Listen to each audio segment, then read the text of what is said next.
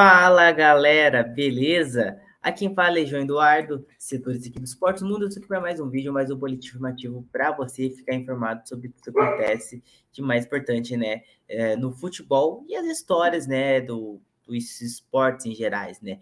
Hoje a gente está aqui, né, para fazer mais um vídeo, né, um oferecimento da 1xBet para relembrar, né, chuteiras históricas do futebol, né. Então um vídeo bem bacana com um recorte sobre algumas chuteiras que marcaram a história do esporte, né?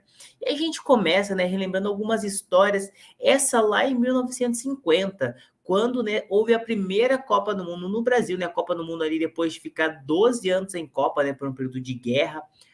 Finalmente, né, a seleção da Inglaterra participou de um Mundial de Copa do Mundo, né? Vem até o Brasil, mas, né, a seleção que era muito favorita decepcionou, né? Perdeu para Estados Unidos, perdeu para Espanha, mas, né, um dos melhores jogadores, né, o Stanley Matthew, ele se impressionou muito quando veio no Brasil, né, conta as histórias, muito porque ele percebeu, né, que as chuteiras, as botas que os jogadores utilizavam, né, muitos atletas brasileiros pareciam entrar com sapatos mais leves, mais confortáveis, enquanto ele e seus companheiros tinham botas mais duras, né?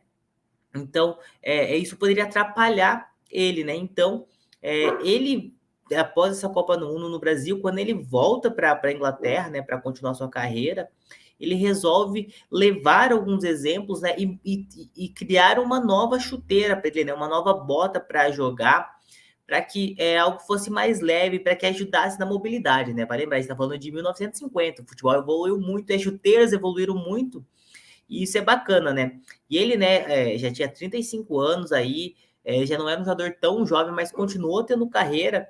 E vale lembrar, né, que jogando com esses novos tipos de botas, ele se tornou o primeiro vencedor do prêmio da Bola de Ouro lá em 1956, né? 7 anos depois da Copa do Mundo e tudo mais, na verdade, 6 anos depois, né? E ele continuou, né, tendo carreira e tudo mais. E entrou na história muito por isso, né? Essa adaptação de chuteira, mostrando a evolução. Ele ainda, né, ficou um bom tempo no futebol, né? Então, ele entrou nessa história, né, junto, né, por essa adaptação das chuteiras, né? Quando ele conheceu aqui na Copa do Mundo do Brasil, em 1950, né, a primeira Copa do Mundo no Brasil. Outro ponto, né, outra história bem legal de lembrar, é o que ficou conhecido como o Milagre de Berna, né? E a participação da Adidas agora como uma marca, né? Isso, né, ocorre ali, né, porque, né, a seleção da Hungria era um dos grandes fenômenos, né, do futebol mundial ali, né, na década de 50, e a seleção ficou ali, né, numa invencibilidade de 32 jogos, chegou com muita moral naquela Copa do Mundo, um time que tinha, né, o Puskás, né, que é um dos maiores jogadores de todos os tempos, né, então a seleção, né, chegou na final da Copa do Mundo contra a Alemanha, e eram favoritos, né, então era a sensação do torneio, né? A seleção da Alemanha que estava enfrentando, né? Teve ali uma arminha secreta na mão, né? Inclusive, eles haviam perdido para os húngaros na fase de grupo, né? De 8-3, então chegaram com muita moral para chegaram muito abalado, né? Enquanto a Hungria chegava com muita moral para a decisão.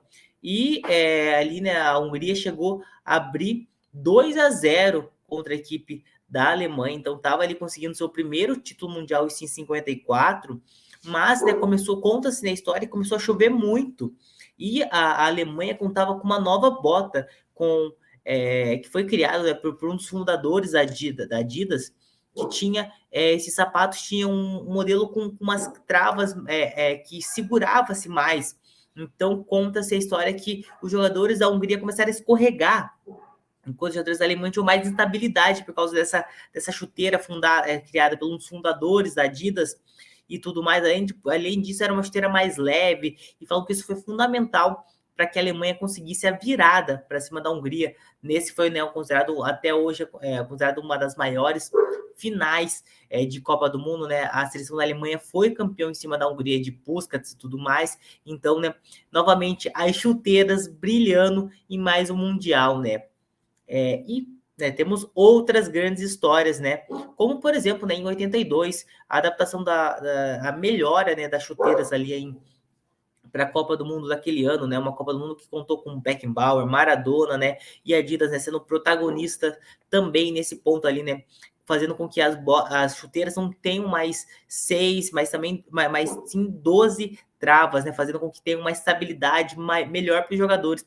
Vai lembrar também que está falando um momento que até mesmo década de 80 não tínhamos gramados tão bons assim, né? Muitas vezes quando chovia, o gramado ficava bem prejudicado e uma chuteira com estabilidade era algo fundamental, né? Então, uma chuteira que também fez muito, muito sucesso, né? A chuteira ficou conhecida como salto de canguru, né? Por causa que foi realmente uma mudança muito grande da Adidas que ela trouxe naquele momento. Mas não só vive, a gente não vive só de Adidas, né? Na década de 90, quem entra em cena, né, quando o assunto é chuteiras, é a Nike, e com um brasileiro, né, sendo o garoto propaganda, que é o Ronaldo. Na década de 90, né, o atacante brasileiro, que era o fenômeno, se destacava muito. Ele tinha, né, a chuteira que até hoje é vendido o modelo da Nike Mercurial, que isso aí, né, o nome dela fazia referência à velocidade do Ronaldo, né, falava que ele era mais rápido que o Mercúrio, então por isso desse nome, né, pro Ronaldo ali, o Ronaldo que foi um jogador muito importante na década de 90, né, 2 vezes melhor do mundo, era o jogador, né, o cara da seleção brasileira de 98, que acabou sendo vice-campeão mundial contra a Espanha. Ele foi, né, campeão em 94, mas ainda muito mais jovem, né? Depois daquela Copa, quando ele vai para o continente europeu, ele se destaca, né? E até hoje as chuteiras da Nike seguem fazendo sucesso, né? A Nike Mercurial, né? Até hoje é um dos destaques, né? E também, além de tudo isso, é uma chuteira que se diferenciou na fabricação desse modelo, porque ele era utilizado com materiais sintéticos, então isso tornava a chuteira mais leve.